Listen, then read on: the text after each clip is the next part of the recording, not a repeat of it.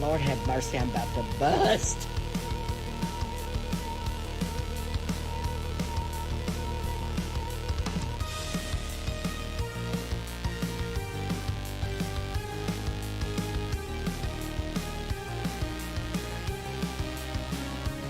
How dare you?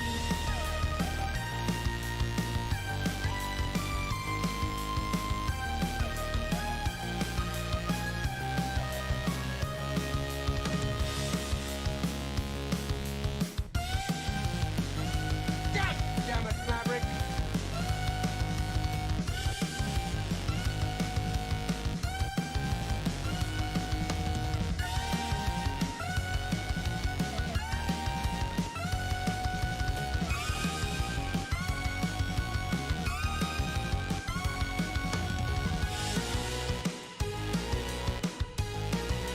Go suck a big fucking dick. Daddy, chill.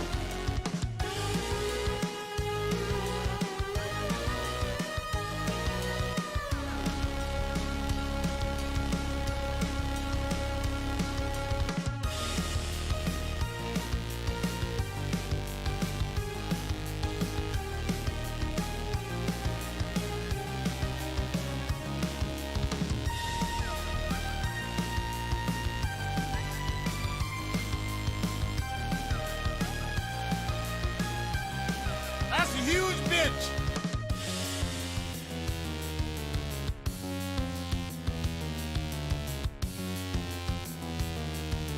We're just normal, man. Just innocent, man.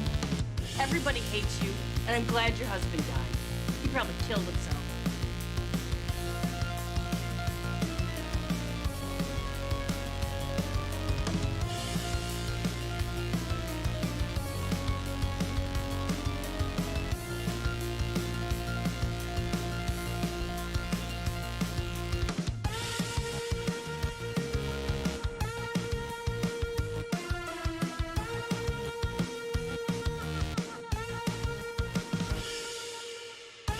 I can't help but be racist. It's true.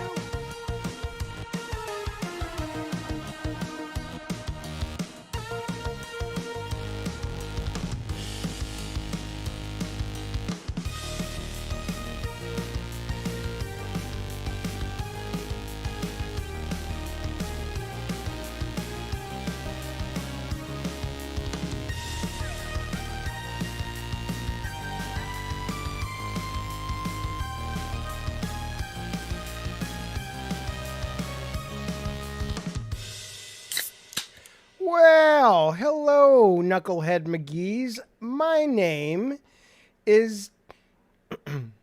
Welcome to Gollum and Games, motherfuckers. Good to see everybody. I appreciate you being here as we get into the Xmas. Well, we're already in the season, but what are we doing? We're doing Christmas in 2 days, man.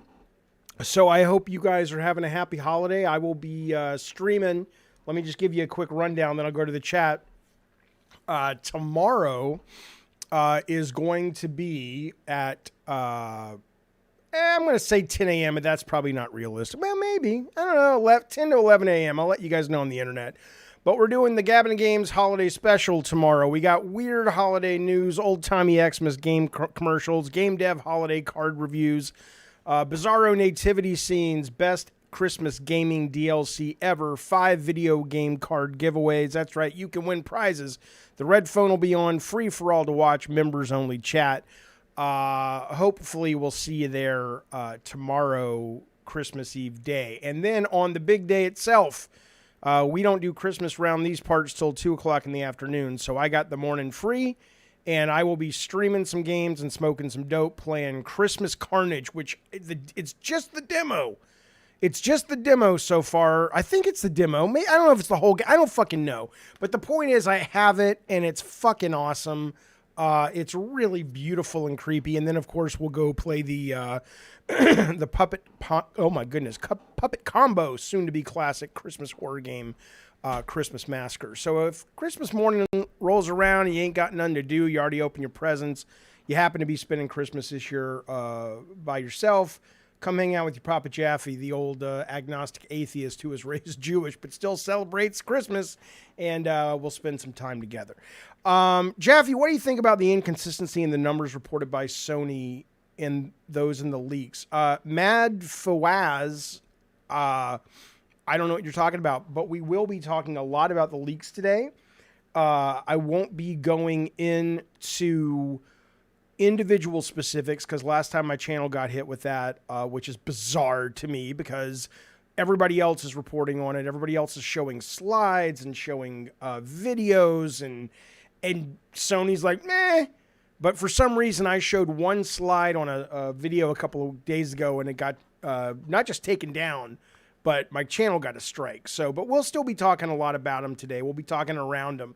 And then here's what I'll tell you. The idea, though, that you're saying there were inconsistencies in the number reported by Sony and those in the leaks, I would love for you to be a little more specific. I may know what you're talking about, but I'm not entirely sure. There's so much data that has been dumped out there. And honestly, for me, because look, I think the Insomniac guys, we'll get in deep in this in a little bit, but I think the Insomniac guys are going to be, you know, it sucks for them. It sucks for them. But you know what? They're Insomniac. They're going to fucking be amazing. This game is going to be another one of their fucking classics. Even if it's one of the worst games they ever made, which I don't think it will be, that's still better than most. So, and my guess is it's going to be a fucking crackerjack of a title. So I'm not worried about that. The leaks that I find fascinating are more of the internal workings of Sony and budgets and release schedules. And there was a huge data dump that came out about PlayStation Network and how its Game Pass is affecting them and all that. So we're going to get into that. But not just yet. Not just yet. Yes, no, I was not drinking Diet Coke at the beginning of the show. I have Diet Coke, of course, but I dropped it on the ground. So, you know, I'm not doing sponsors for Ozempic at all, but I'm taking Ozempic now. And what I have to remember to do is get my protein that I used to get with a lot of, you know, crappier foods because I don't get hungry as much. Like I literally skip lunch, not intentionally. I forget about it. I feel like a semi-normal person when it comes to my relationship with food.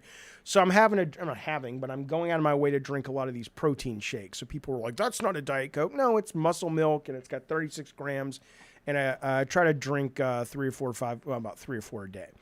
So, you know, that's what's going on with that. All right, let's get into the news of the day. Speaking of leaks, I don't understand.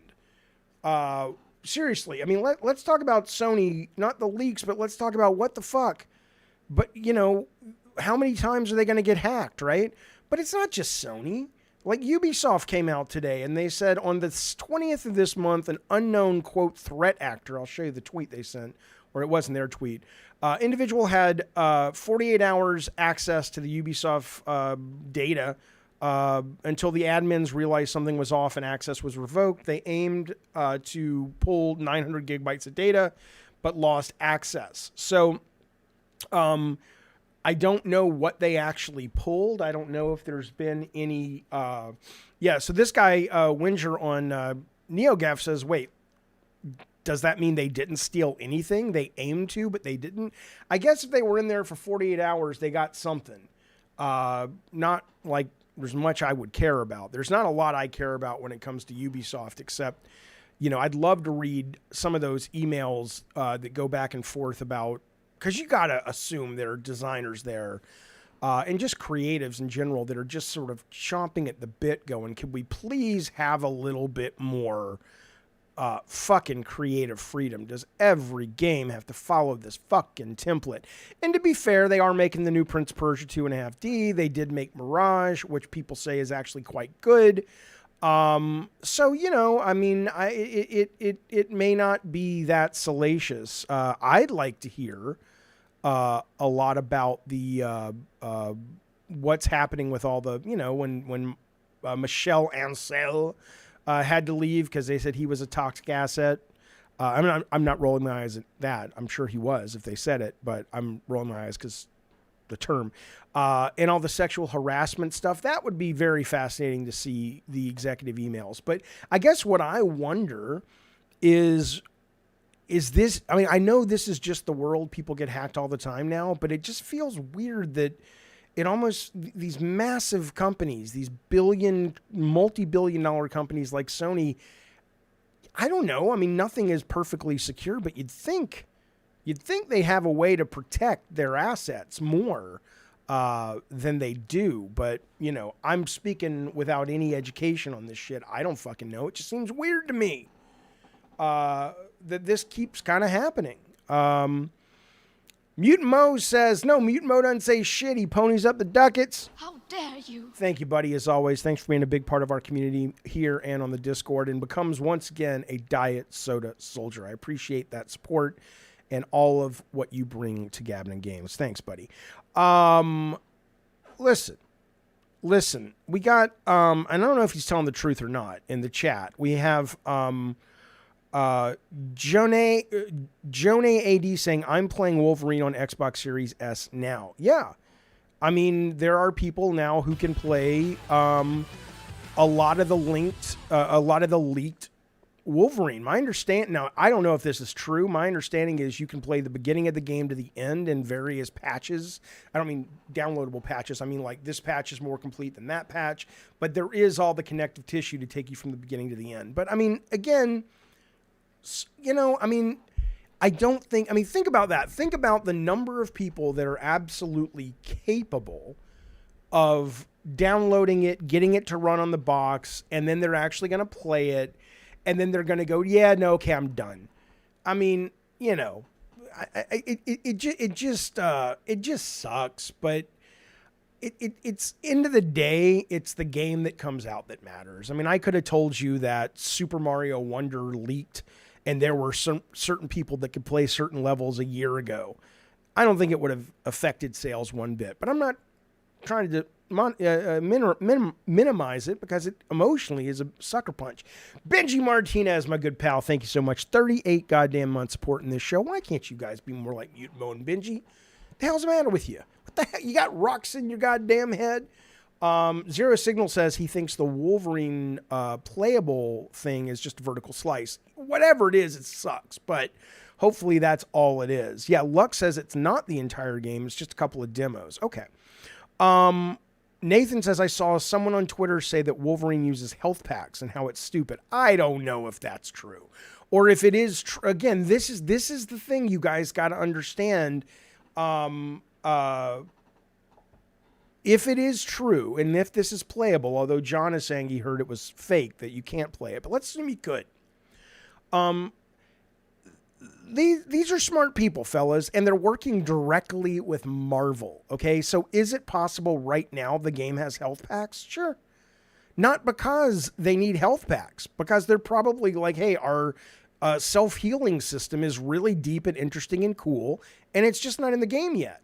But we don't want to not give the guy any health, and we think a more accurate way to let people play through and experience what it's ultimately going to be is health packs versus Halo or Call of Duty like self-healing over time. I don't fucking know. But that's the problem. That's the problem with all this is that, you know, it doesn't bother me as much because I know what early shit is. Like even in the chat, somebody says, Lux says it has a Bloodborne system and regeneration. Health packs are in one of the tutorials. Perhaps for now, you guys would be stunned maybe to find out how many times in Drawn to Death we changed the way you shot guns. You know, we were in selected guns. Was it like Pickup 2? Was it like Call of Duty, the first ones where you could carry whatever you want? Was it more like Ratchet and Clank where you had the weapon wheel? I mean, we were into alpha before we locked that down. So I think if you look at it as a really interesting peek into how games get made, that I think it's cool. I think if anybody actually looks at it and they judge it based on anything, then they're being moronic, or they that it's not their job to understand how it works, but that's how it works. And they should trust people who tell them, because I'm telling you it is. That's exactly how it works. Zero Signal says, problem with superhero stuff is they really shouldn't be able to die. Big reason Superman must feel hard as hell to interpret. Again, I'm not on that bandwagon, man.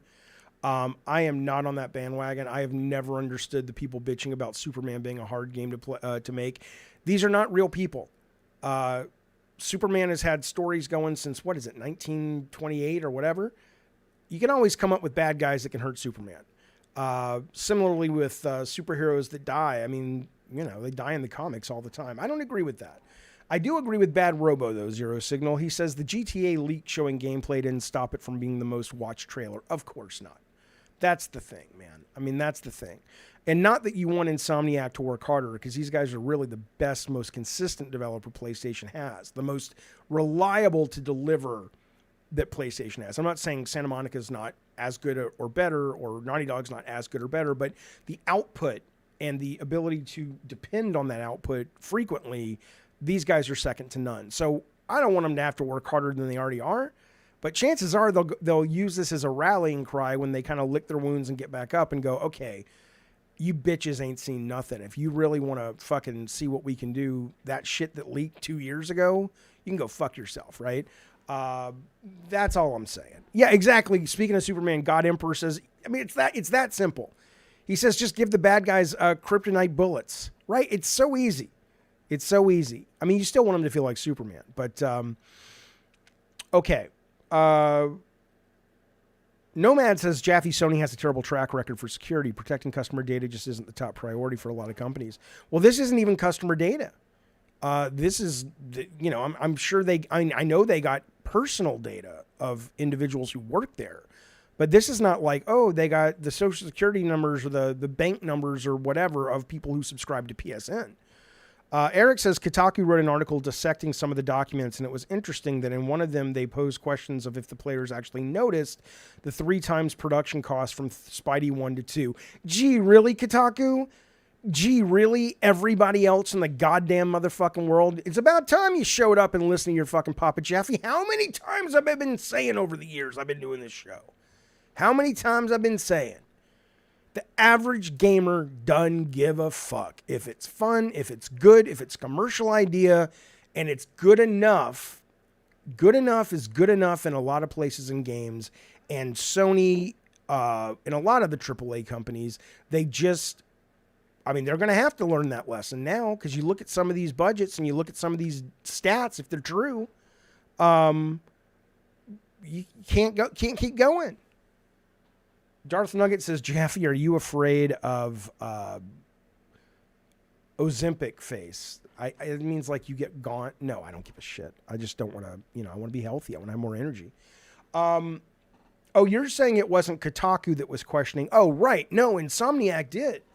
And it's about fucking time, and I think that's what they're going. We'll talk about that in a little bit, but let's keep moving on with today's news. We'll trust me. Most of the show is going to be about the leaks, but right now I want to tell you that this is something. This is something. If I wanted to right now, that's not the end. You drink the Diet Coke. Okay, you don't drink it from that part. If I wanted to right now, I could go out and I could remake the first level of the first game I ever worked on, which was Mickey Mania, and I could box it up and I could sell it and I could make money, and Disney wouldn't have a goddamn thing they could do about it, because as of a couple of days ago, our good friend Mickey Mouse has entered the public domain. Now, it's only Steamboat Willie Mickey Mouse. It's only Steamboat Willie characters as they are portrayed in Steamboat Willie. You can't go make Lonesome Ghost now and all the shit he's done afterwards. But you can take this one and you can do whatever the fuck you want with it. I'm sure just like Winnie the Pooh, will pretty much be seeing some Steamboat Willie horror games coming out. I don't know, I don't know enough to know because I know Disney kept pushing and filing things with courts to kind of push it out more and more and more. But ultimately, they're like, okay, you've reached your limit. This motherfucking thing is going off into the public domain. I don't know if every couple of years now, like it says, Mickey and Minnie will enter the public domain on January 1st. From then on, Disney will no longer enjoy an exclusive copyright over the earliest versions. So you can get some Minnie Mickey porn, and you know that shit's coming. Underground cartoonists, filmmakers, novelists, songwriters, whoever will be free to do what they want with them. This is all coming from Variety. Mickey's long been a symbol of the copyright wars. Beyond the practical impact, the expiration, 95 years after his debut in Steamboat Willie, it's a major symbolic milestone.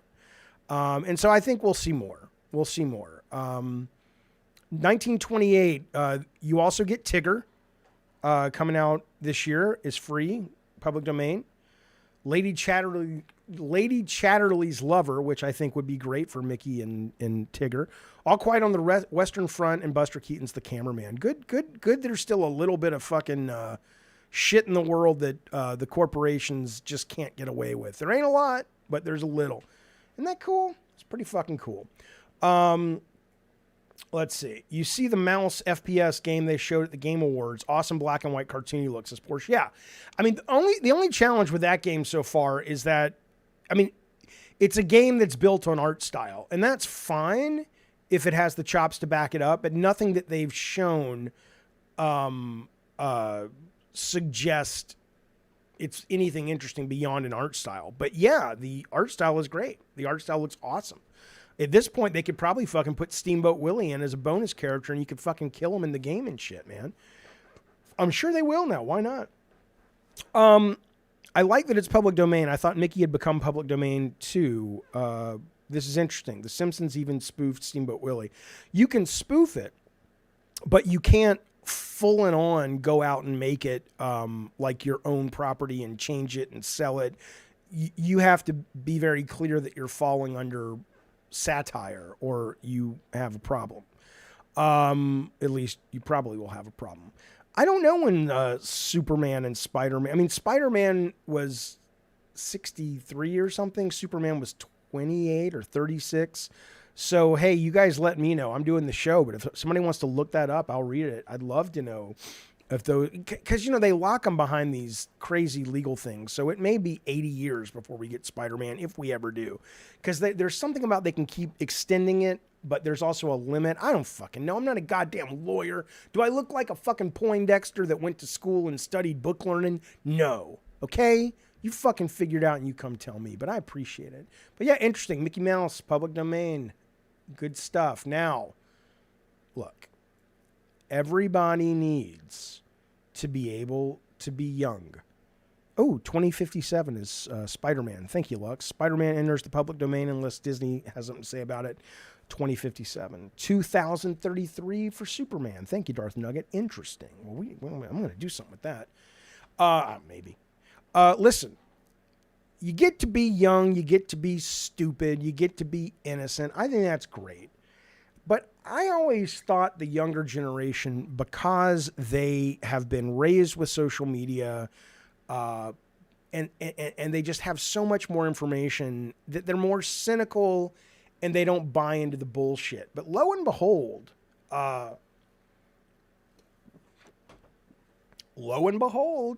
listen to this news story. This is coming out from Game Developer. You know, remember the other day we were talking about the future class members of the Game Awards, and these are the guys and girls that the Game Awards somehow selects and says, you are the future of our industry, blah, blah, blah. It's this performative horse shit. And they were like, we want Jeff Keighley to call for a... I just even love the language. He's supposed to call for a ceasefire on the stage of the Game Awards. It's like breaking news from CNN. Jeff Keighley has called for a ceasefire in Gaza. A hospital was about to be bombed, but Netanyahu called him back the minute he heard Keighley say that. When asked why he listened to Jeff Keighley, Netanyahu said, he knows Kojima. Maybe he'll introduce me. I have no idea what these motherfuckers were expecting, but here's the news story. The future class of the Game Award members call Game Awards silence in terms of not talking about Gaza or any of these hotspots around the world. They call it a collective disappointment. Listen to this. The Game Awards future class members feel this year's ceremony failed them and made them question the program's real intentions. What the fuck do you think the intentions were? Do you honestly think that if you get voted into the future class, you have a job in games for life, and they really think the individuals that got put into the Future Game Awards membership, they've combed over everybody and they're like, these 15, we have to do what they say because they are definitively the next Kojima, the next Miyamoto, the next Sam Lake. Come the fuck on. What a bunch of fucking idiots. PK99 says, we don't even listen to Jeff's bullshit about video games. Yeah. Nathan Nielsen says, I love games and gaming, but the games media by and large are insufferable. They're just so utterly insufferable. And I'm a progressive. I'm the most progressive motherfucker you know. And I am woke as a goddamn alarm clock going off for I don't fucking know. But but let me tell you something. I agree. They have become so fucking insufferable. The whole game, not the whole, but a lot, just the game culture, gamer culture has become just so fucking annoying. I can't handle it.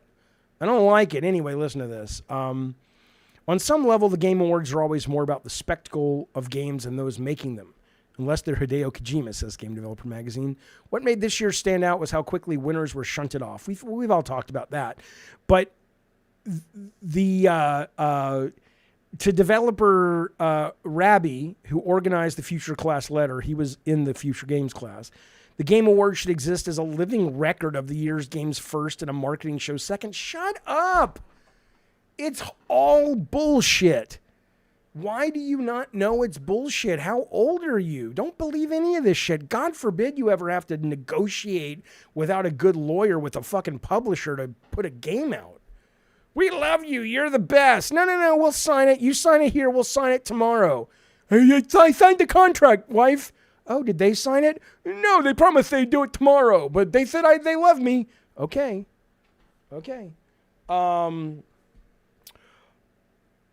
Jason Max says, just remember Xbox is number one.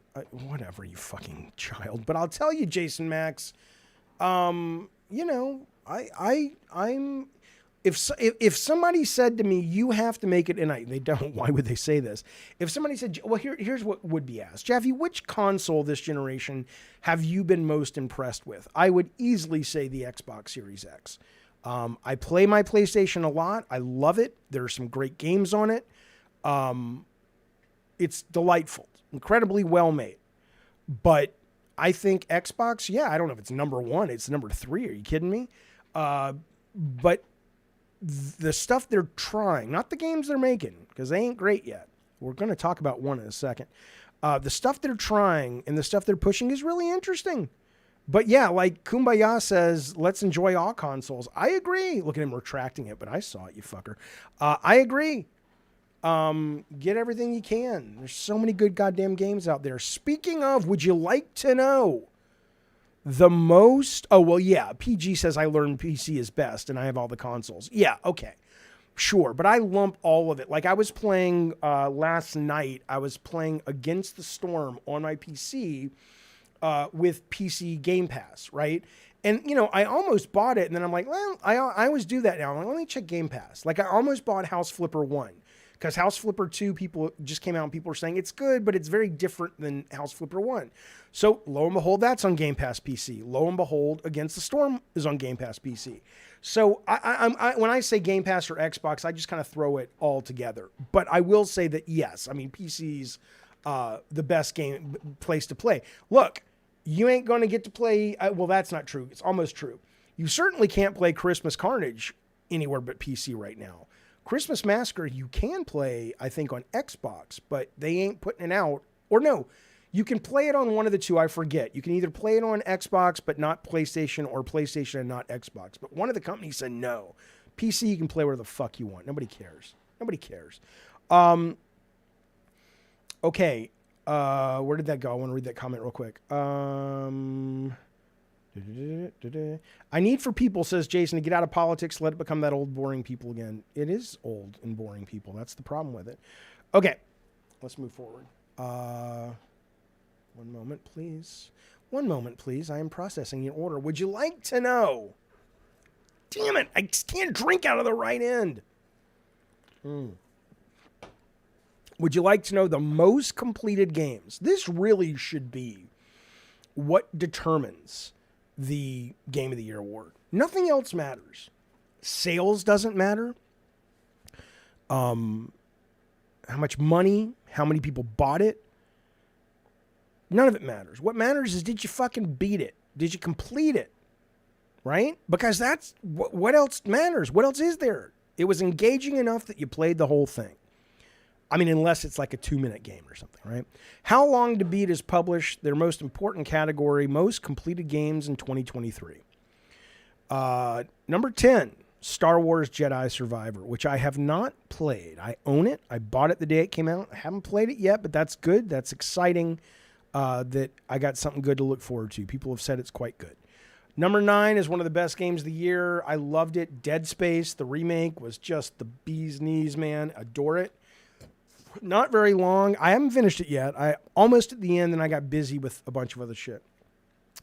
Like chapter 12 or 11 or something. Baldur's Gate 3 is number 8, which is pretty impressive for a game that big.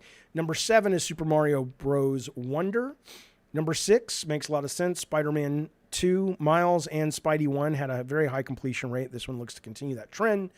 Number 5, for some reason, because I didn't think it was bad. I just thought it was pretty Maybe you got to get deeper into it. I played the whole demo of Final Fantasy 16.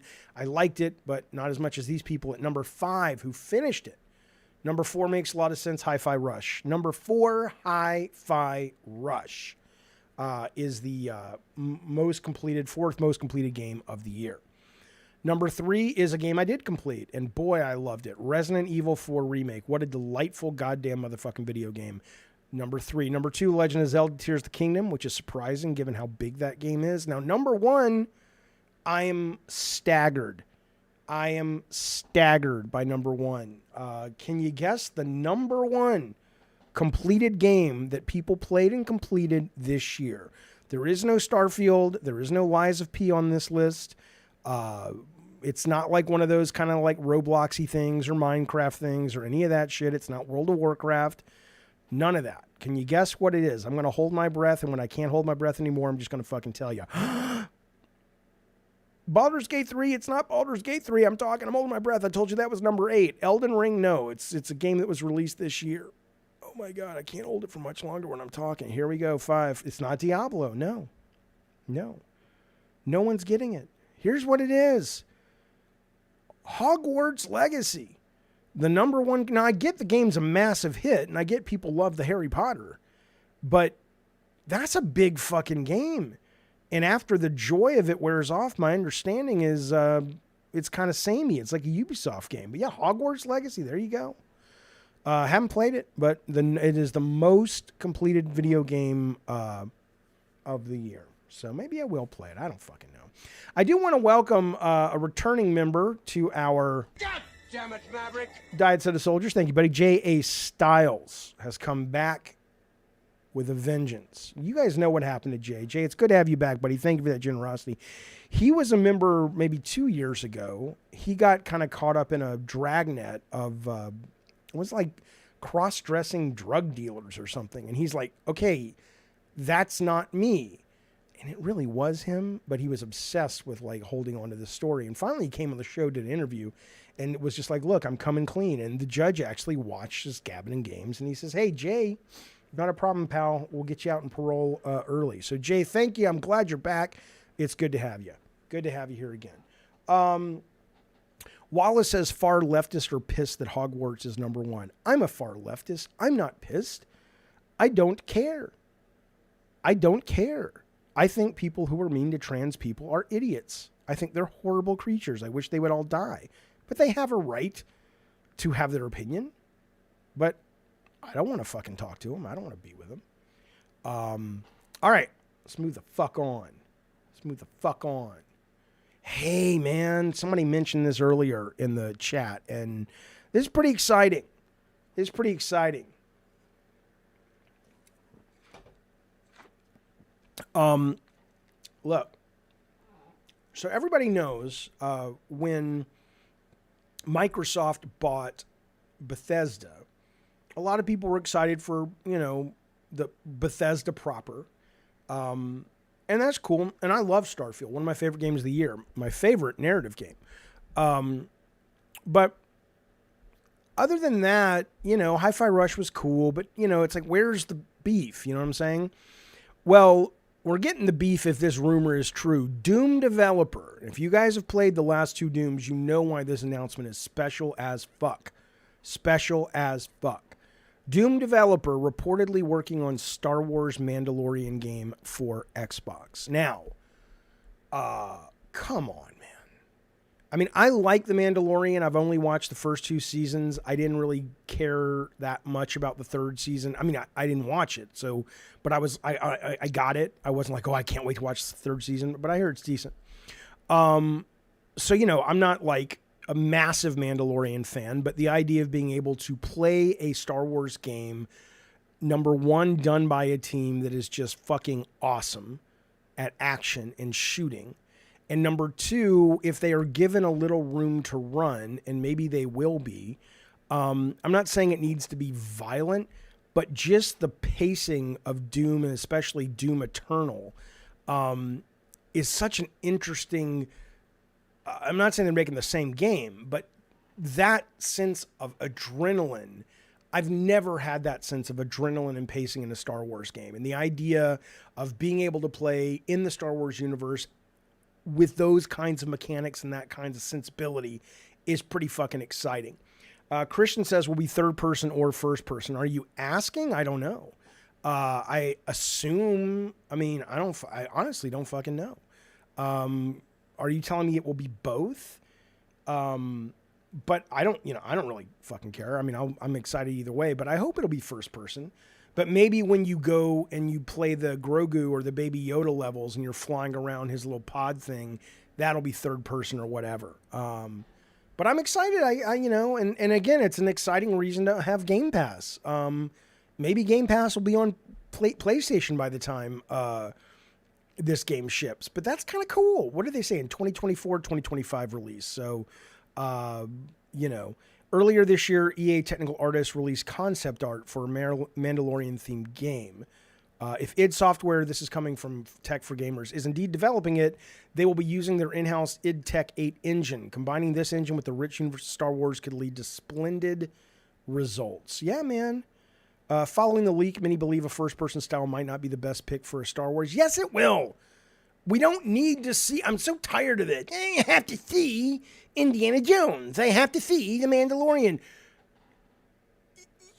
You know what they look like. They'll be on the box. They'll be in the cutscenes. Could you let me... I can already watch The Mandalorian. I can already watch Indiana Jones movies. I want to be these motherfuckers. I don't need the 3rd-person shit, especially with the fucking shooter. Let me fucking see the cool Mandalorian gauntlets and the fucking shit that's hanging off his shit and the fucking cool guns and shit. Come on now.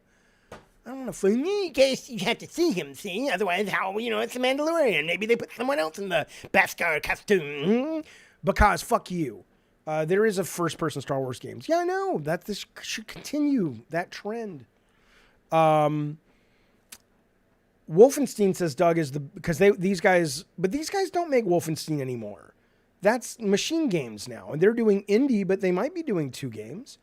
Interesting. Cody says, let him wine and dine Padme in the 1st person. Well, correct me if I'm wrong, but the Mandalorian's timeline, I don't want to get into Star Wars right now, but the Mandalorian's timeline, is he around when Padme's around? No, he's not. Padme's long dead. He could be romancing the corpse, maybe. I agree, Jaffe. Hey, Prince Green, the 1st person's the way to go. Thanks for the late night stream. Happy holidays. Hope you have an awesome 2024. You as well, sir. Thank you for being a part of our community. Appreciate it very, very much, bud.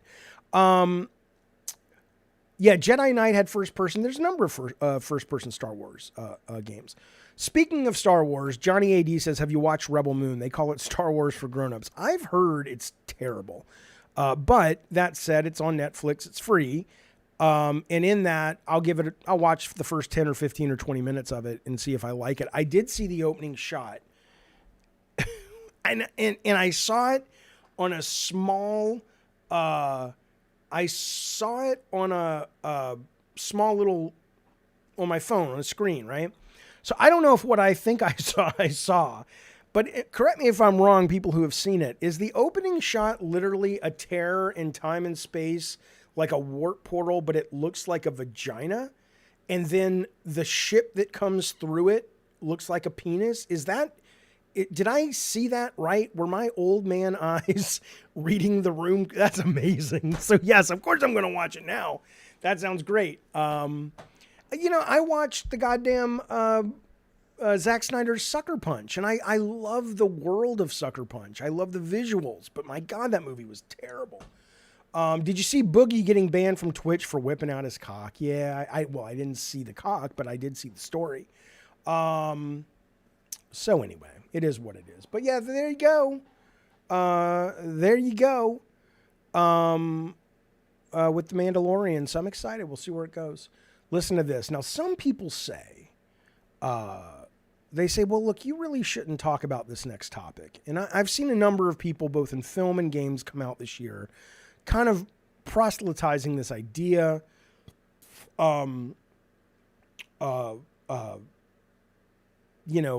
To not do this.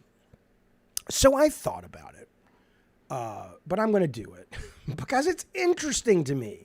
It's interesting to me as a guy who's made games, some of which have been big hits and some of which have been total disasters. It's interesting to me as a student of the game industry regarding why things end up the way they are and the way they do. Well, let me tell you, this is the worst video games of 2023 according to Metacritic. Okay, so these are worst as they relate to review scores. Okay, so we're going to start at number 10, and it's only going to get worse. It's only going to get worse.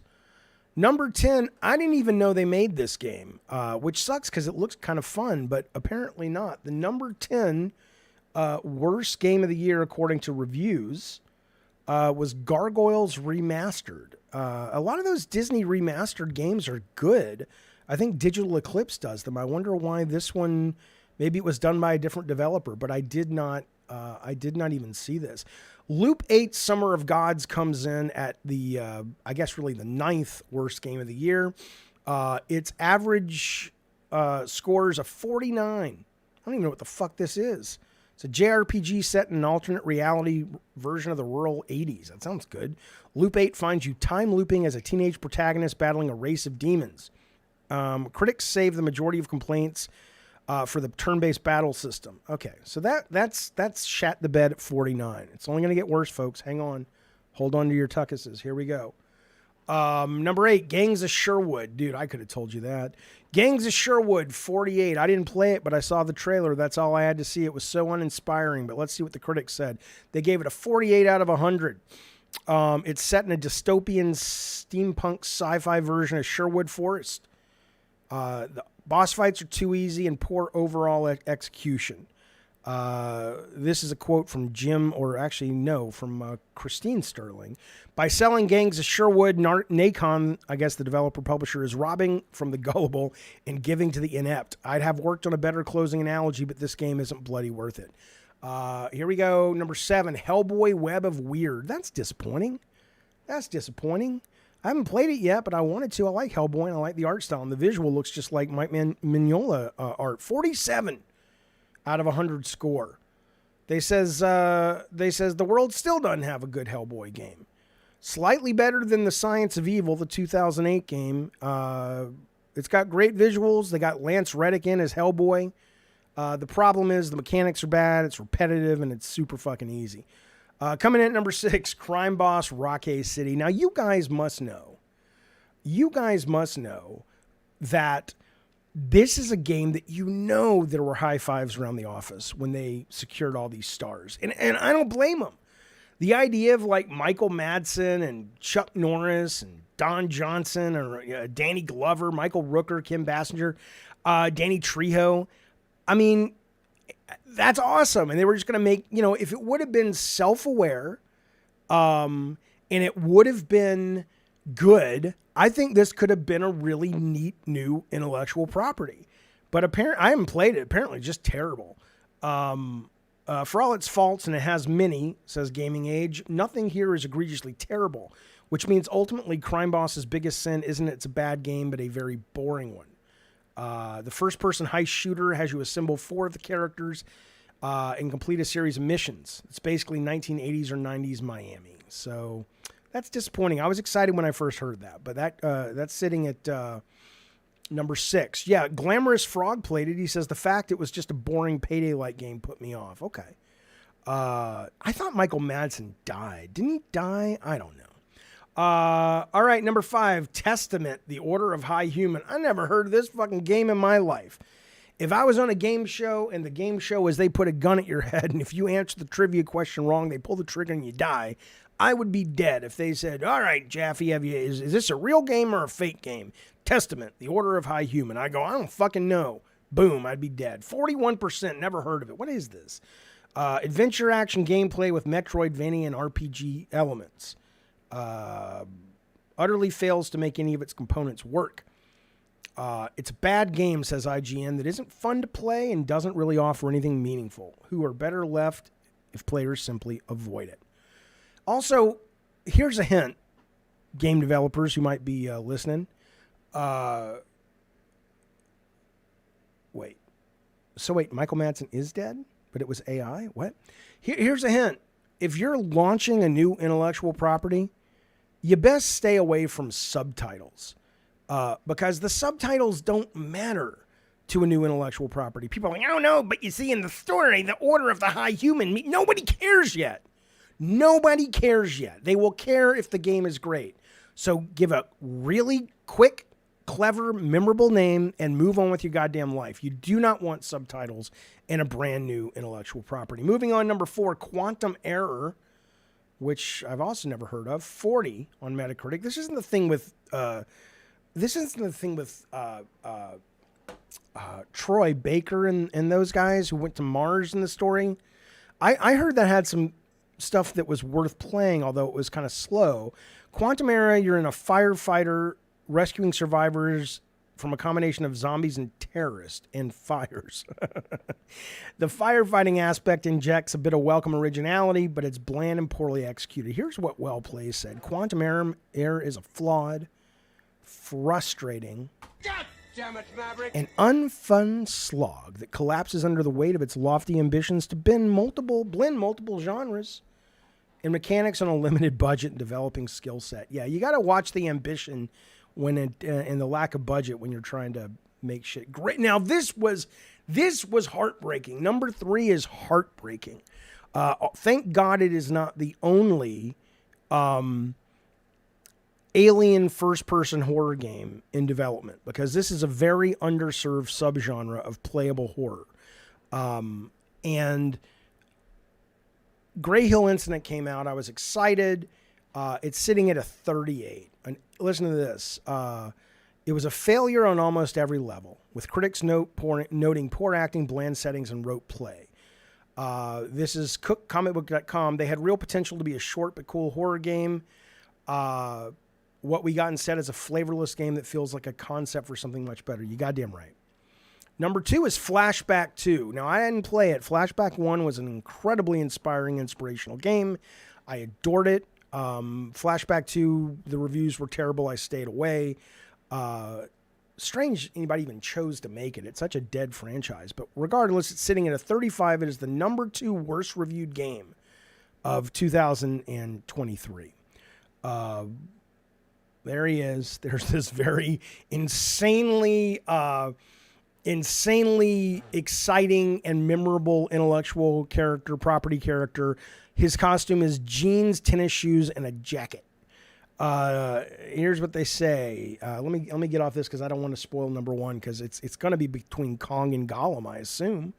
It has none of the charm. We're talking about Flashback 2. Incredibly buggy. It suffers from underlying problems that can't easily be fixed, including an overdated, too simplistic approach that results in disastrous, unchallenging play. GameStar called it the most pointless sequel since Duke Nukem Forever. Every single good idea is crushed by 5 bad ones. All right, now, this one is weird. I just peeked ahead. I know what the number 1 is, and it doesn't make a lot of sense to me, but here we go. Because one you would think would be number 1, and the other would be number 2, but one of them's not even on the list at all.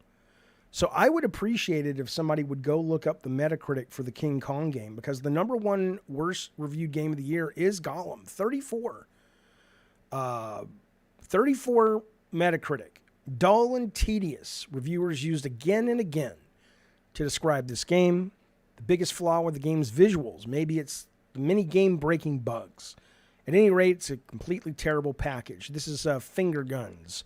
That sounds like filthy. What could have been Daedalic chance to break into mainstream has ultimately backfired. A waste of a license riddled with performance issues and just downright ugly gameplay. Gollum should be cast into any nearest fire, let alone a wasted trip to Mount Doom. That's a bad sentence, but still bad, evil, bad. Day Before should be there. They probably, Despotta says it came out too late. So I assume, okay, so yeah, you guys are saying it came out a day too late to make the list. I assume then, of course, Day Before did as well.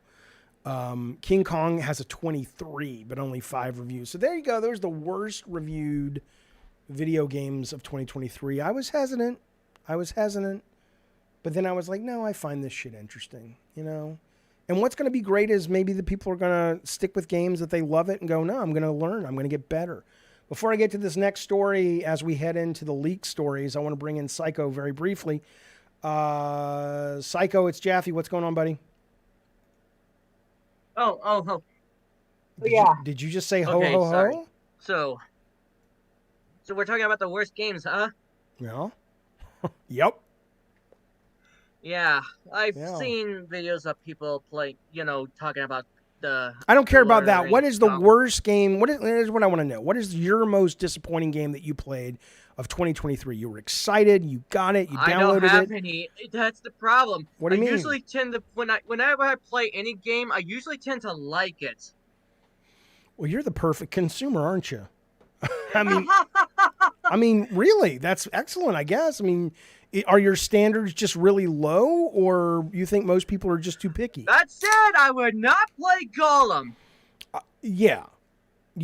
I wouldn't. I mean, God, why would at this point? Like, I was close to buying King Kong just because I wanted to stream it. People say it's so terrible, but yeah, I have better things to play. But you know, I mean. And you know, I don't know if it's true that every game or every piece of art has something worth learning from. Probably true, but like I played the 2 Cobra Kai games that came out recently. They made 2 of them, and both of them were janky and low budget and all that. But what was really interesting about those games is that they both had some really interesting mechanics. It was clear the team making it have really clever ideas for like brawlers, like updating Final Fight and Streets of Rage and all that stuff. So, I mean, you know, and even listen, Cory Barlog and Derek Daniels and Eric Williams, all of those guys started on the much maligned, much despised video game series Backyard Wrestling. So, you know, it's kind of fun to play shit games, not just to learn from them, but also to kind of, there is talent there. And they might just be stuck in a job that isn't really appreciating it. So, I mean, think about that. Think about that. Corey and Eric, both guys that went on to direct 2 of the biggest God of Wars ever, got their start doing animations for fucking Backyard Wrestling. Isn't that crazy? Yeah. Psycho, I says, isn't that crazy? Isn't it? Yes, it's crazy. It's nuts, man, how the world is turning. All right, I got to go. What else? Did I get your question? Okay, let's see. No, let's see. But you want to know what I think is a really good game of the year? It has to be Lethal Company because it blew up.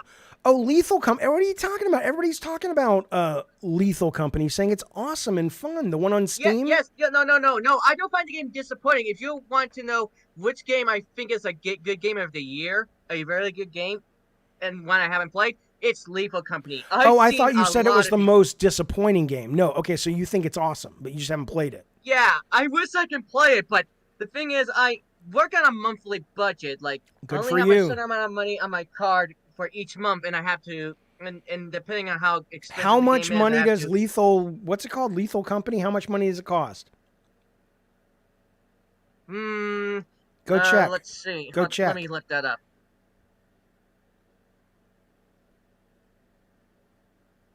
Anybody know? And I think it's only on Steam right now, right? You can only get it if you have Steam. It's not. It's only $9.99. $10. Okay, but is it on Steam only? Can you have a PC? I have a laptop, yes, and with Okay. the style of graphics they chose, I think this thing can run it. Okay, well then if you want, if money's an issue because you stick to a budget, which I think is good, more people should do that. Hit me up in Discord sometime in the next day, tonight or tomorrow morning or tomorrow afternoon. I'll get you a copy. I'll send it to you on Steam. Oh, okay. Okay, but you gotta don't forget because I'll forget. So you gotta hit me up, send me a DM. Oh, and hopefully, here's the thing. I hope to actually do a let's play series of that game with friends, with you guys in this case. Yeah, Discord we specifically. we should absolutely play it together. We'll stream it. It'll be fun. But for now, I'm gonna go and I'm gonna do more of the show. So Oh thank yeah, you I for have a calling. YouTube channel, by the way. It's Timothy the Monster, and oh boy. Okay, sounds good. All right, well, we'll talk about it later. I got to run, but hit me back on. I want to get you a copy of the game. All right. Got it. All right, and then we'll talk about your YouTube channel Oh, later. and hold on. Can I? The argument with Adam Sessler and that guy with who was talking about when we were talking about the Hamas and Gaz septic sauce. Septic sauce. His name is Gaz. He runs Game On Daily. His handle is @septic sauce. That guy, you mean? Well, the thing with Michael Johnson is, what a shit show. Why did he come in here and start an argument with the guy? Oh, that guy who called up and said that Sessler was a propagandist. I don't know. Who knows? We'll talk about it later. Thanks for calling. Hit me up on Discord. Goodbye. Merry Christmas. And he's off. Okay. Good guy. All right, let's move forward, fellas. Let me get recentered as we move on to some new news. Un momento, por favor. Oh my God, this story. This fucking story. Listen to this. You guys saw this. This happened yesterday or the day before, but I just, this seems a waste. The guy who leaked the clips of Grand Theft Auto, right? You saw this. He's been sentenced indefinitely to the hospital. Like he says he's an autistic kid, member of an international gang, Lapsus. They have attacked Uber, Nvidia, and Rockstar, and they cost the firms nearly $10 million. The judge said his skills, his name is Arian Kurtaj, this is from BBC, and his desire to commit cybercrime meant he remained a high risk to the public. Listen to this. You know, my understanding is he was already under observation, or he was already arrested, and he had his laptop confiscated. So he managed to breach Rockstar using an Amazon Fire Stick, his hotel TV, and a mobile phone.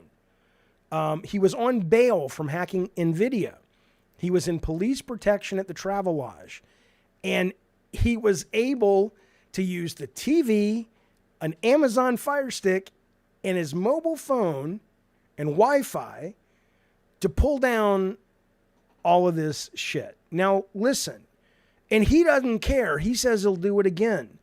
And that's fine. You don't want him out in the streets, but Jesus Christ, man. This guy's a fucking genius. Fucking hire him. Put him to work for the fucking government. Or, yeah, Doug says the government should hire him. Well, listen. They better, because if you're like fucking Russia at this point, you're going to break this fucker out of jail and bring him over to the old country and say, all right, get to hacking, bitch. I mean, seriously. Seriously. That's impressive. I'm sorry. It's horrible. It's horrible. Yeah, I think his hospital will be a CIA recruitment center, says Leland. Yeah, absolutely. But yeah, exactly. The company should hire the hackers for security. Right. I am Solas. Yeah. Rockstar should be like, okay, look, we're going to suggest to the judge he doesn't have to go to jail. but he's going to work for us, and he's going to be under observation 24/7, and we're going to make sure this shit never happens again. I mean, think about the skill that guy has, and think about, again, this kind of goes back to, neurodivergent people. Think about, how fucking brilliant a lot of them are, and a lot of people don't give them the time of day just because they're a little different or a lot different. It's like, motherfucker, these are the mental superheroes of our time. Pretty fucking cool. Pretty fucking cool. But I mean, I'm glad he got caught. But shit, now listen, I gotta show you something, man. I gotta show you something.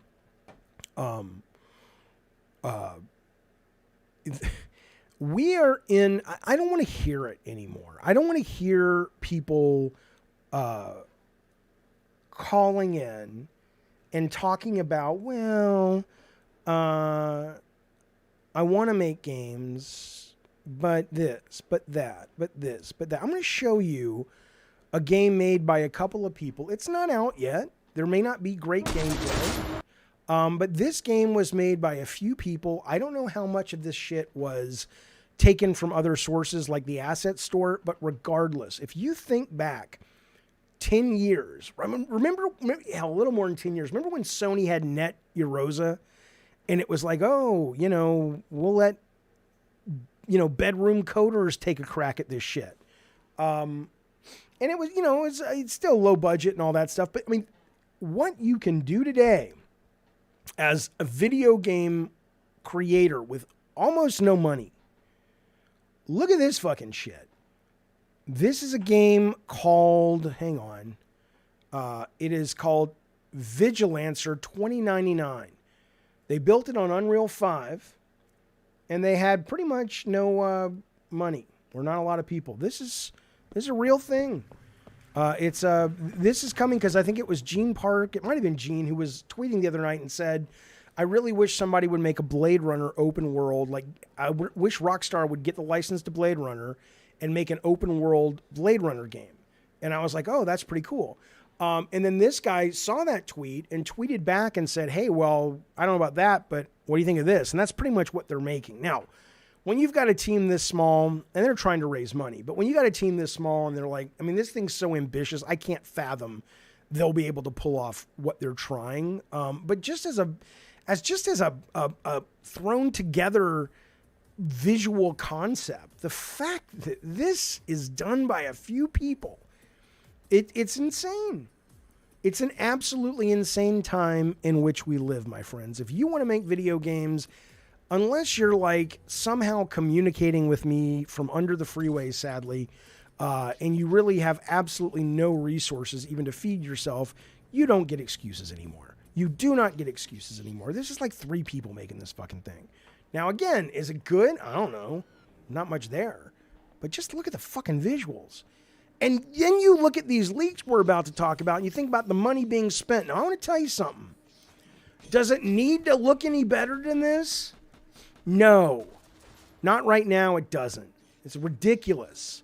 No, I mean, how many millions get pummeled into or shoved into the pipeline of, oh, well, see when he hung that way, I want it to be procedural. So when he grabs the ledge, he doesn't hang the same way every single time.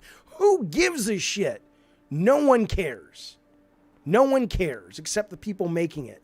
They need to be called out on this shit. That's all I'm saying. All right.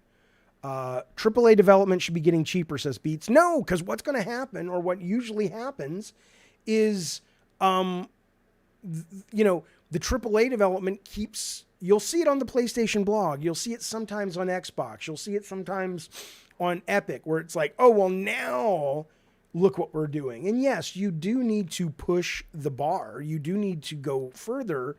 But there's a point where it's like, okay, that I would say it's being irresponsibly managed. I'll give you an example. And I kind of said something ages ago when Naughty Dog was releasing stuff on PlayStation blog. And they were talking about their procedural animation system where, the character, if you're running and you butt up against a wall, instead of just playing one animation, there's like 30 animations and they can tween between each other, and so it's more accurate and all this, and it's like no one notices, even subconsciously. If that person or that team that made that spent more than a week and a half on it, it was a waste of resources. Because you can't tell me, which I love The Last of Us 2, you can't tell me that game was better because of that and wouldn't have been better if those resources would have been spent on something most players could pick up on. That's all. I understand there's subconscious things marbled into the foundation of games that even though you can't call it out, it affects it. Of course. But that's a skill in and of itself of a director, designer, producer to recognize when it's time to fight those battles and when it's time to go, there's a little much. Of course, The Last of Us gameplay 2 is good. Yeah. And Rockstar gets a pass as the game is fun. Sure. That's right. Bukaki says, if you don't put out a 20-minute video talking about the audio design in your game, I'm not interested. He's talking about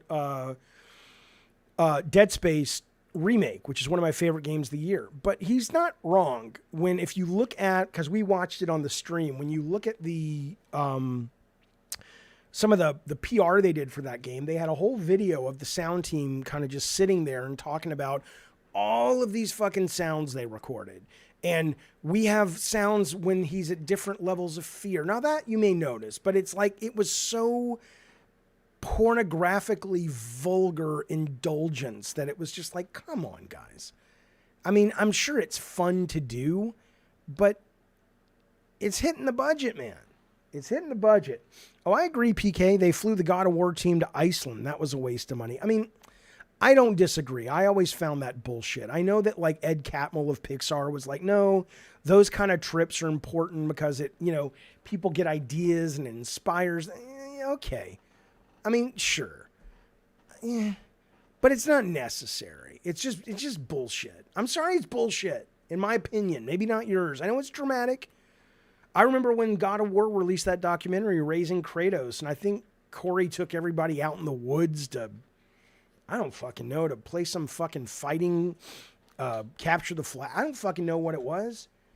And I was just watching going, well, this is a waste of money. It's nice for PR because there's a lot of gullible people out there that watch the documentary and they're like, wow, that's really fucking cool. That's how games are made. There's no need for it. I mean, I'm glad they did it. They seem to have fun.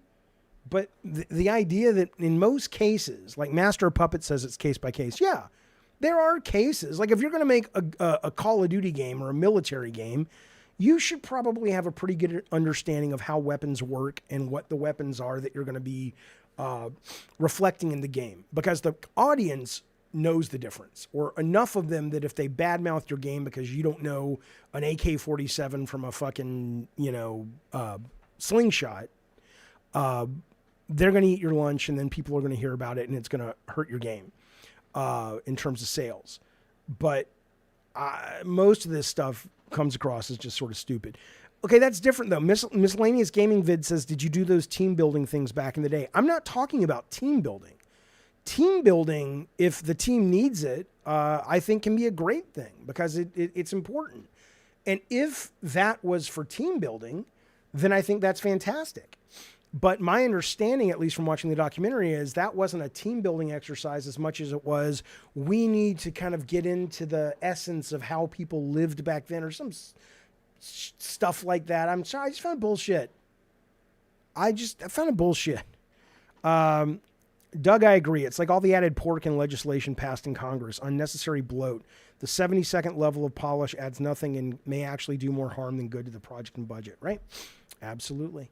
All right, let's move on with our goddamn fucking lives. No.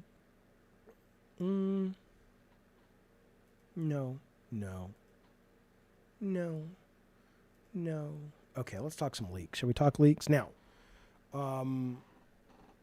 listen.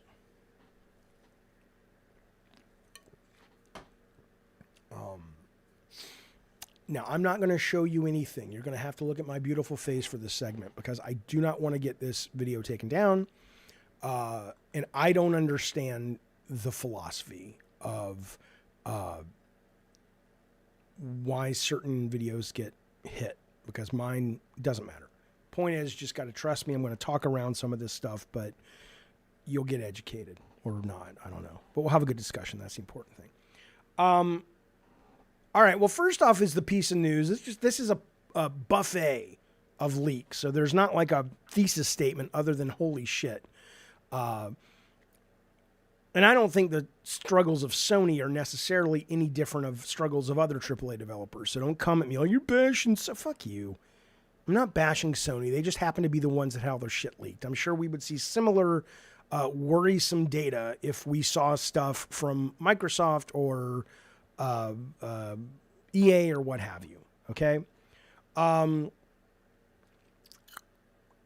Sony reportedly pressured its studios to make big cuts amid increasing dev costs. This is coming from IGN. This is what we were just talking about.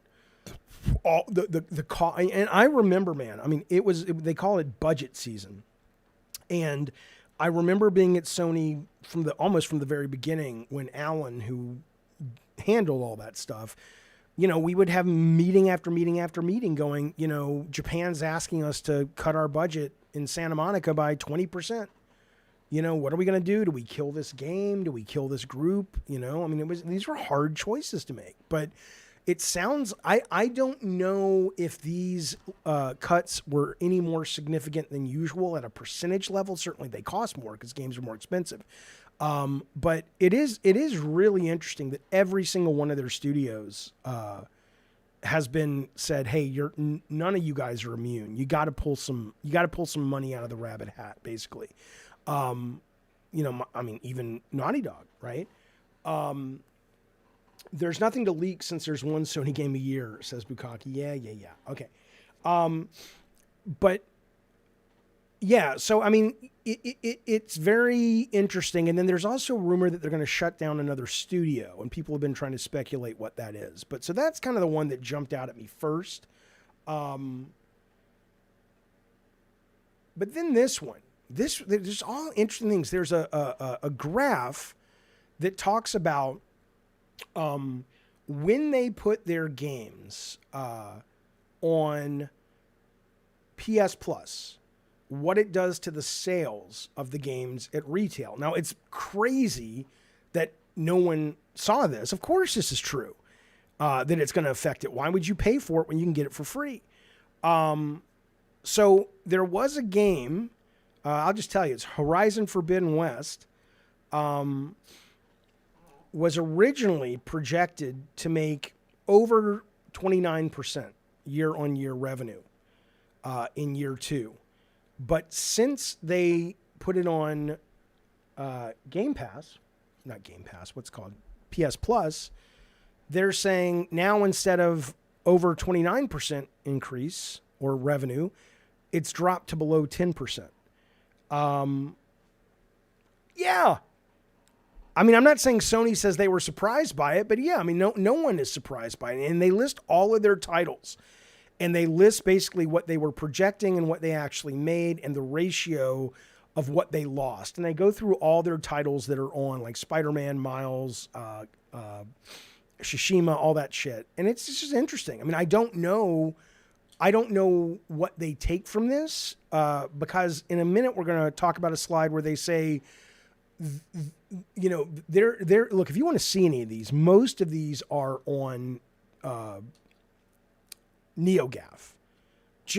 I mean, there's one I'm about to bring up that's like 40 slides deep of PlayStation Network and how they're planning on being more competitive and all this shit, okay? Sony really is concerned about Microsoft's Xbox strategy, says IGN, following the Activision Blizzard buyout.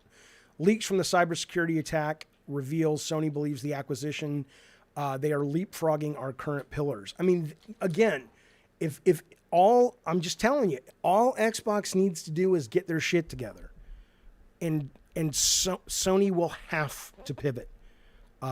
They will have to. Even these documents show that Sony's acknowledging it, and that's good. It's good because I think it will lead to better games, and it will lead to, creativity under pressure. Because, and here's how I know this, because even the companies are complaining. Even Insomniac, somebody brought this up earlier.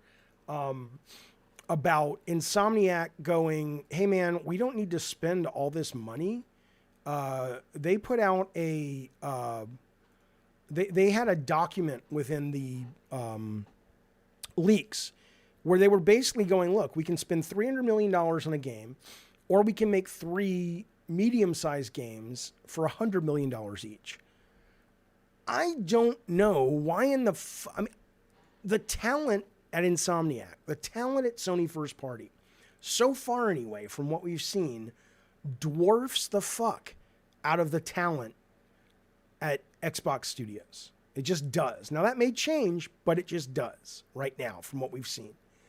And you look at something like Returnal, which I know wasn't a big hit, and it could have been a bigger hit if they would have been a little bit less precious with their vision of difficulty. But whatever, it is what it is. Who wouldn't want more games that are great from some of the most talented game makers on the planet that might just be a little shorter or be a little less... I hope that this is a lesson to them, because there's this other document where they go into, we have to make PlayStation Plus like the greatest... It needs to be the destination of all subscription services, blah, blah, blah, blah, blah. And it's like, I'm reading it and it's like, how do we do it? And it's like, oh, let's get on different systems. Let's go into the, they're talking about putting PS Plus on PC. I don't know if it's just streaming or it's just streaming, and any of the games that have actually been ported to PC will be like PC Game Pass, streaming to televisions without having a PlayStation. They're pretty much going the Xbox route, right? They're talking about trying to make it more friendly for, multiplayer and family and all this. But the one thing they don't seem to fucking realize is the main, at least in that document, is because they say they can't compete. I'll tell you that they literally acknowledge that they cannot compete at a content level in terms of dropping new content on PS Plus, and that they're not going to be able to fight that battle, right?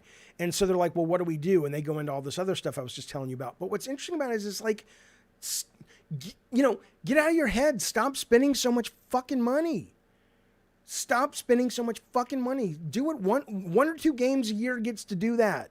Everything else, do what Insomniac's telling you. Sell it for fucking, make it for 100 million, make it for 80 million.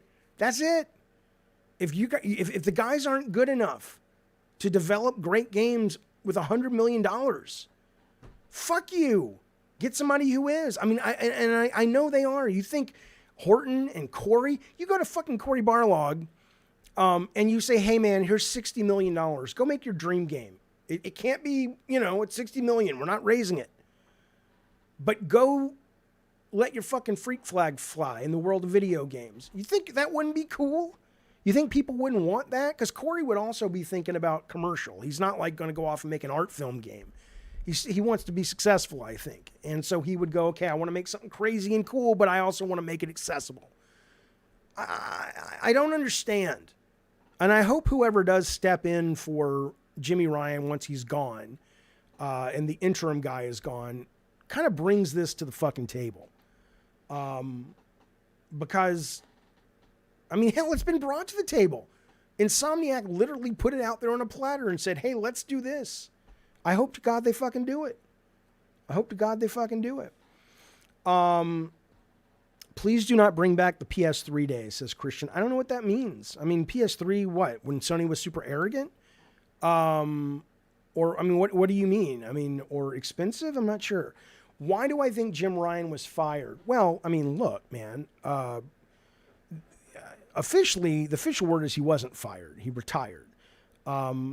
I never believed that. I still don't believe that. I think probably it was two main things. It was the writing is on the wall with these figures. Sean Layden wrote it on the wall before he was ushered out unceremoniously from Sony. But the writing is on the wall, and so certainly the powers that be read the writing well before we did. Or, I mean, I talked about it, of course, because I'm a fucking genius. I was tested. But, I think part of it's that is they're like, hey, we're not going to make it to our destination. We're trying to get to the promised land, but we're going to end up somewhere else. I was going to do a mixed metaphor. It doesn't matter. We're not going to make it. right? We're just not. And they realize that with the games as a service, and they realize that with the upcoming cost of all these games and the sustainability. And then on top of it, even though no one in the world can blame Jim Ryan for the Activision deal going through, I think the way he handled it publicly, I don't know if that's enough to get him fired. It kind of depends who's running Japan at the time and sort of how they really care about that level of shame and public view and whatnot. But I absolutely do think it was a mix between the cash, the unsustainability because cash of the budgets, and it was games of service, and it was Activision. Do I know this? Of course not. I'm totally guessing. But if I had to guess, if I was on that game show with the gun to my head and I had to guess, I would guess that he was fired, and it was mainly for those 3 reasons. That's what I would say. Jafar, good to see you, buddy. Thank you, sir. Psychotic says, Jaffe, if you wanted to, do you think Sony would let you remake Twisted Metal 2? I mean, Sony and I know a few people over there now. I don't really know a lot of the people anymore. And I don't think I'm at the #1 top of Sony's most favored list. So my guess would be no. And frankly, I don't know what I would do with Twisted Metal 2. So maybe someone's got a brilliant idea. I'd rather them take a crack at it, you know? The most interesting, I'm going to tell you the most interesting stuff to come out of the leaks, though, were pretty much all PlayStation first-party sales have been leaked, okay? And so all the stuff we speculate, like was Last of Us 2 a flop? How did Bloodborne really do? All of that's on the table now. On the table now. And I'm going to tell you, we're going to get into some of those actual numbers in just a second without showing you anything. And I'm not going to use the specific number, but I'll be close enough because I don't want to get a copyright hit. But before I do, Nathan Nielsen says, I got a real bad take on game leaks. I don't think what you wrote is a bad take. Personal info is fucked. Agree. And I don't think anybody should cover that shit at all. But he says, just game info? Nah, that's who cares for me. What gets ruined? A marketing team's plan commercial? Fuck the hype machine. Right. I'm with you. 100%. 100%. Okay.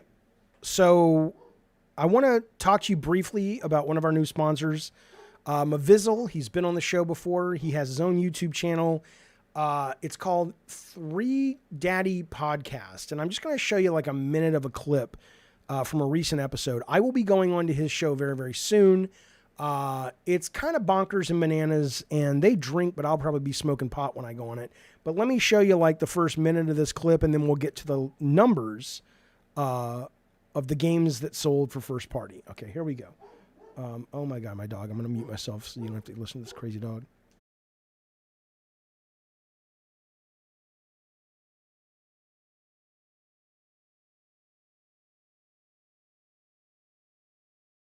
I want to talk about feet, and more importantly, I want to talk about like foot fetish, because it's such a weird thing to me. I'm not kink shaming, because this is a very common thing that people are into.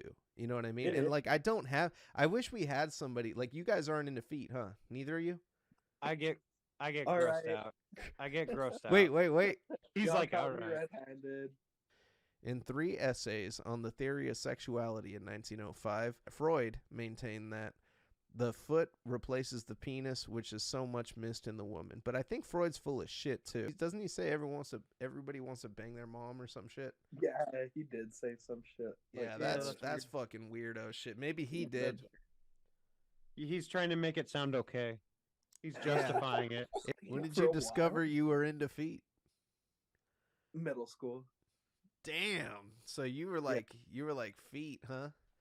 Yeah, I was like, damn, that's kind of hot. I don't know. Fucking chicks in class like would be shoe playing and shit, and I was like, damn, y'all been like low key worrying them all day. That's kind of hot. That's a very genuine observation. Thank you for being real candid about it. Dude. Sure. Yeah, no, I really honestly, appreciate this you. is the first time I'm like open about it like this. Like, he's never told anybody this.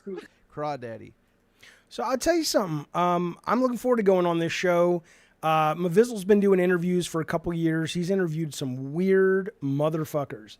My favorite was this like experimental singer-songwriter that fucking crazy. I don't know what the hell was wrong with her, but it was amazing. And I'm looking forward to this. It's Three Daddy Podcast, or is that what it's called? Let me see. I got to ask you this. It's called Three Daddy Podcast. I'll be on that pretty soon. And in the meantime, though, go on over and check them out, and I'll be putting the links up pretty soon. So, Bad Robo says, I like feet. I collect them in my freezer.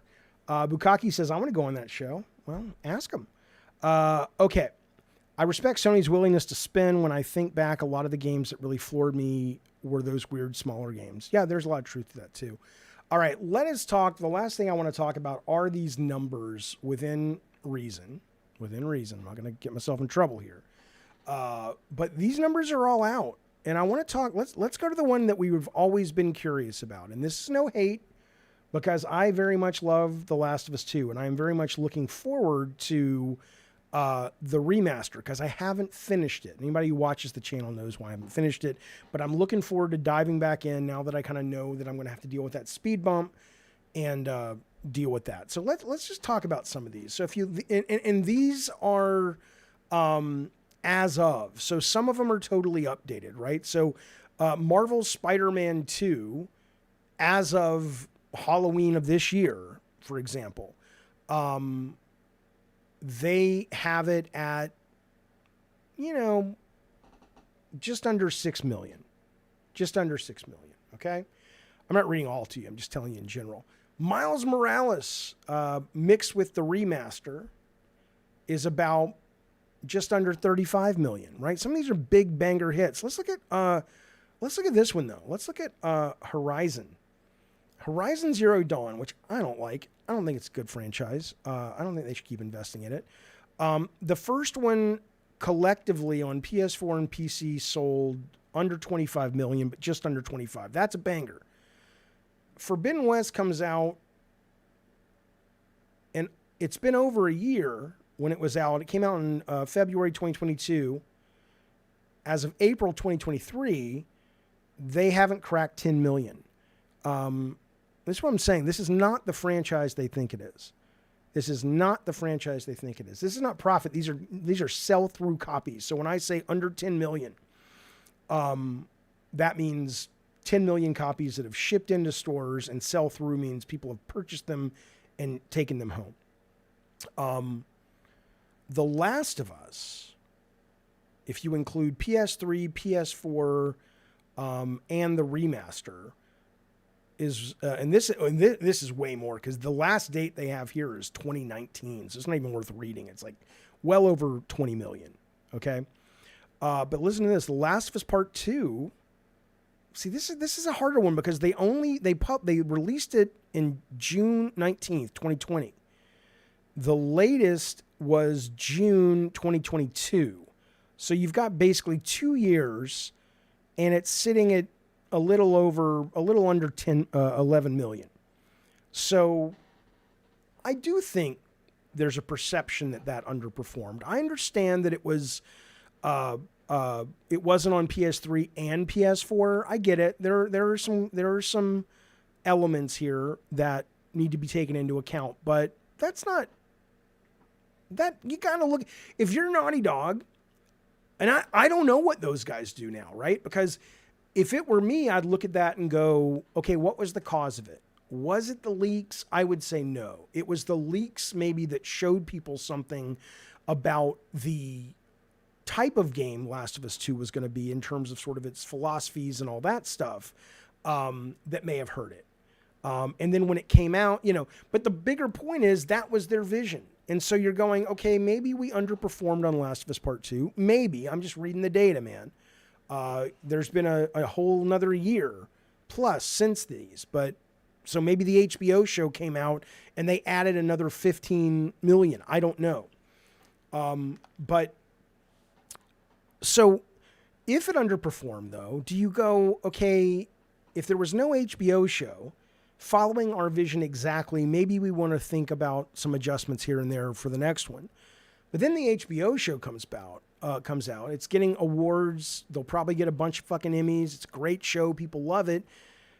And it follows the same kind of philosophical vision that Last of Us 2 follows. So I could see them going, shit, which audience are we serving? Do we serve the audience that bought The Last of Us 1 because it wasn't as, quote, woke? Or do we serve the audience that fell in love with the show and got us all these accolades with the HBO show? Because it's kind of a different thing right now. I'm not saying they're so far afield, but in terms of some of the philosophies that they were espousing in the second game were not in the first. My audio keeps cutting out. Let me know if that's Alex or that's me. Is that happening on everybody else's end or just Alex's end? Test, test, test, test, test. Audio's fine. Oh, Alex, you old knucklehead. Okay. I want to look at, Tsushima, one of my favorite first-party games, is rapidly, well, this was from 2022, so it's over 10 million. God of War, over 25, well over 25, I guess, because this was as of 2022. But God of War Ragnarok was out for in 1 year. It sold about under 16 million, but over 14 million. So that's pretty fucking good. That's really good. I mean, you know, you gotta that's probably on track with God of War 1, maybe a little lower, but this was PS4, PS5. The God of War 1 was on PS4, and they included the PC as well. So maybe if you throw in PS5, it's not as strong. I don't know. But I still think, I don't think anybody looks at God of War Ragnarok and says, oh shit, we shat the bed. I think it's a big fucking hit, a big bona fide hit. I want to find, where was Bloodborne on here? Until Dawn. Let's see. This one's a little harder to read. Sell through units.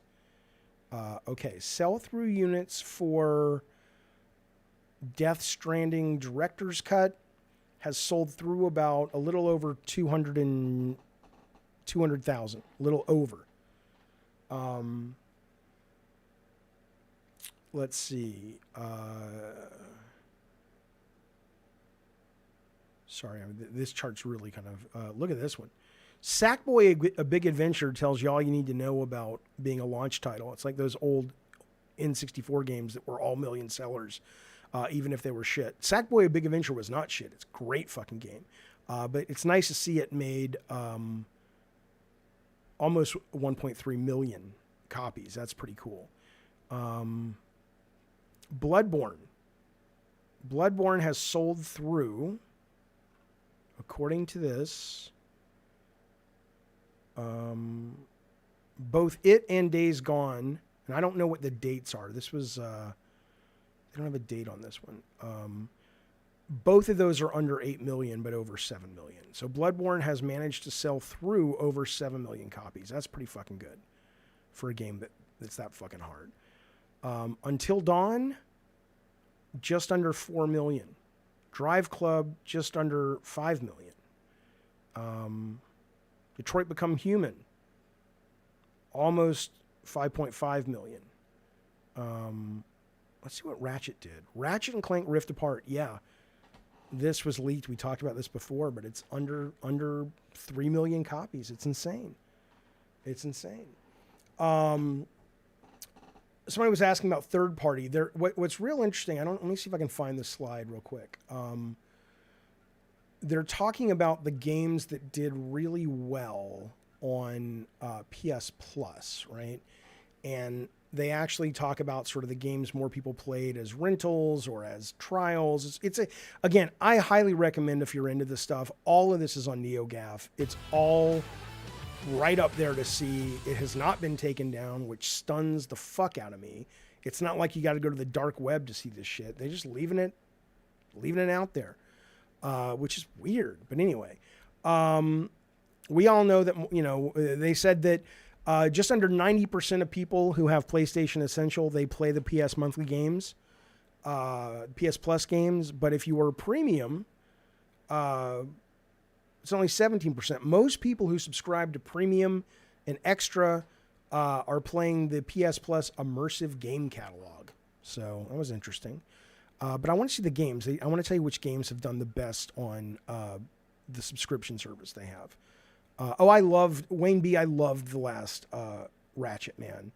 It was excellent. One of my favorite games. Just great.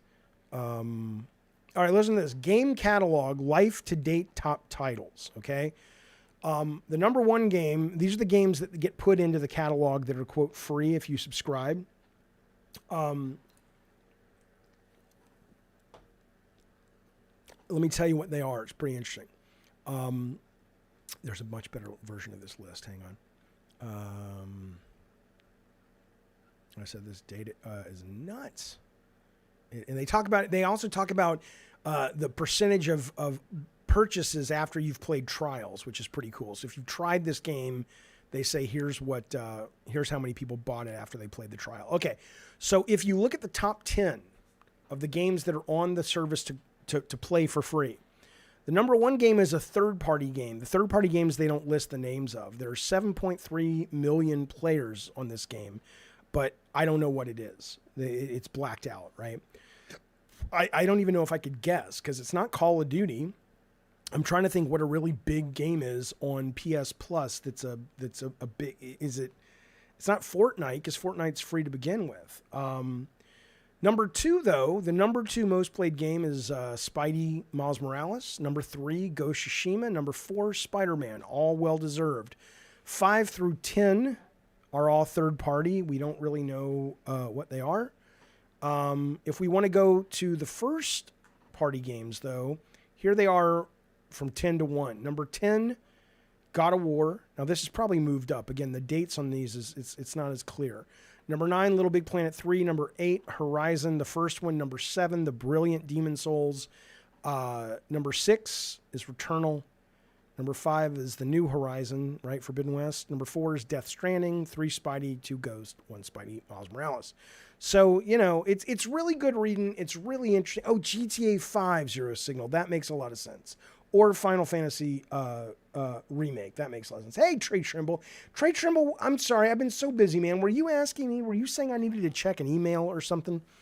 Anyway, so, I'm going to...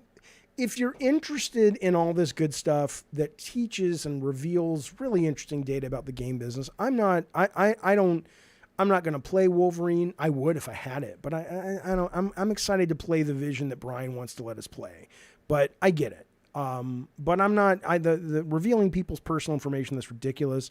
But this kind of data that we've been talking about, I think is really absolutely,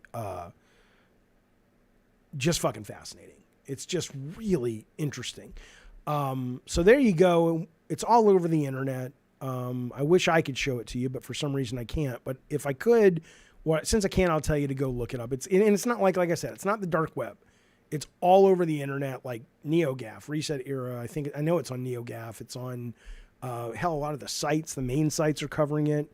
It's all on YouTube. It's crazy, but it's interesting. So keep that in mind. Master of Puppet says, why do people say Diablo 4 failed financially? I have no idea. I have no idea.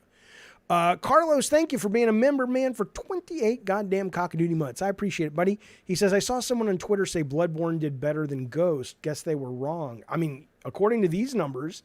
Now, again, the dates of these things are shifting a little bit. Like, you'll get a date for one game that hasn't been updated in 2 years and a date for another game that was updated as recently as the end of October of this year. So, maybe they have some other data because there's so much to go through if you're really interested. But from what I'm looking at, that does not sound accurate. But thank you for the membership, buddy. And thank you, Thrill Ho666. I appreciate the super chat. He says, Jaffe, when will Sony bow and shame to Sean? Would he steer the ship in the right direction if he returned or was able to stay at Sony?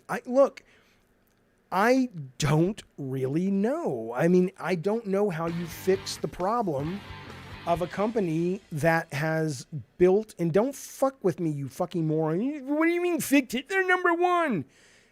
Yes, they're number one for now. This is about looking at reading the tea leaves, listening to the train tracks, putting your ear to the train tracks, and seeing what can survive in the future, right? We understand it's fine for the moment. But anyone who looks at this knows that a change is going to come. And so I don't know the best way to pivot from a company that is known for, partially amazing work that comes from talent that cost a lot of money. And how do you maintain the number one spot while spending less money? But if it were me, I would absolutely 100% say that what Insomniac put out in that leak slides about let's take 300 million and make 3 games versus 1, if it were me, that's what I'd do. I don't know what Sean would do. But if it were me, you goddamn right. That's exactly what I would do. But Sean, I couldn't tell you. I've asked Sean to come on the show numerous times. Sean and I get along swimmingly. But I think he knows if he comes on, I'm going to ask him things he doesn't want to be asked. That's my guess. Trey says, Merry Christmas, Jaffe. Love the sweatshirt. Green looks good, Yol So-and-so. Thank you, buddy. I appreciate that. Merry Christmas back to you. Did you have something I needed to look at, or you wanted to send me something? I don't remember. I agree. Eric says one of the Sony slides say longer open world games drive engagement beyond the release. I didn't see that, but I saw they said open world games will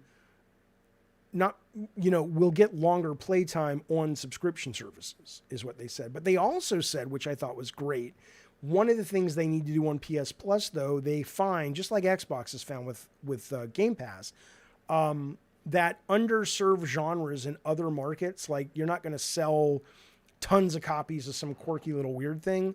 Those actually do really well on PlayStation Plus and Game Pass. So hopefully they can start spending some money and making those and giving us exclusives for Sony. Again, like I said, Corey doesn't need 60 million. He's one of the guys that's going to get 400 million for his next game probably. But there are really talented people at Sony that I would love to see, be given a very limited budget, but let them go fucking free. Whether it's High on Life, like you said, Solez, or what's the fucking Hi-Fi Rush? Absolutely. Absolutely. All right. Fellas, that's it. Now listen, I want to bring you up to speed though. I appreciate you watching and hanging out with me. I want to bring you up to speed. Tomorrow morning, it may not be 10 a.m. I got to figure out when I'm going to bed tonight, but sometime around between 10 and 11:30, we're doing the Gabbin' and Games holiday special. Everybody can watch it. Everybody can hang out, but it's only members only chat. We're going to be giving some giveaways tomorrow. We're going to be looking at weird Christmas news, video game Christmas news, watching some old-timey Christmas commercials.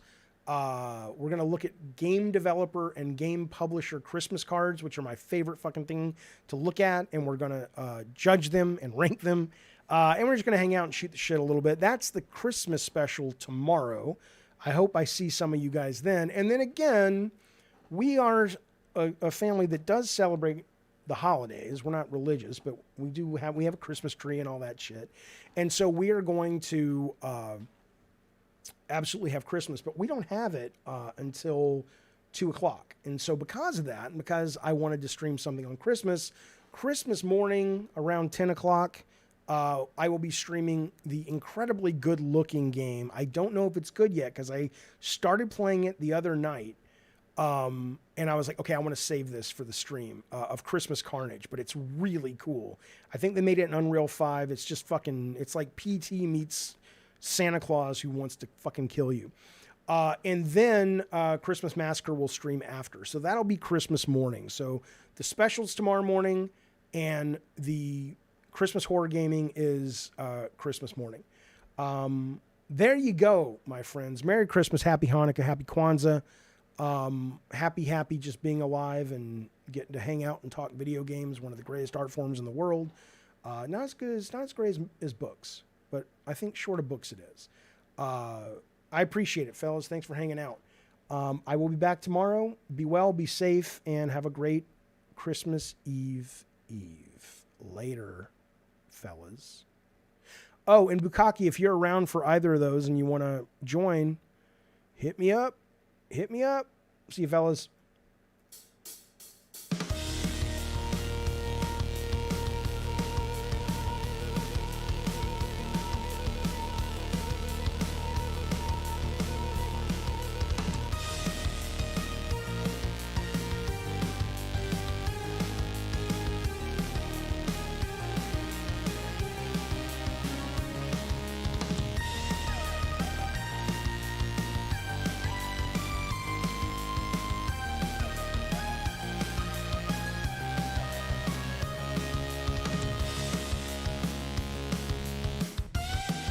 I can't help but be racist. It's true. Go suck a big fucking dick.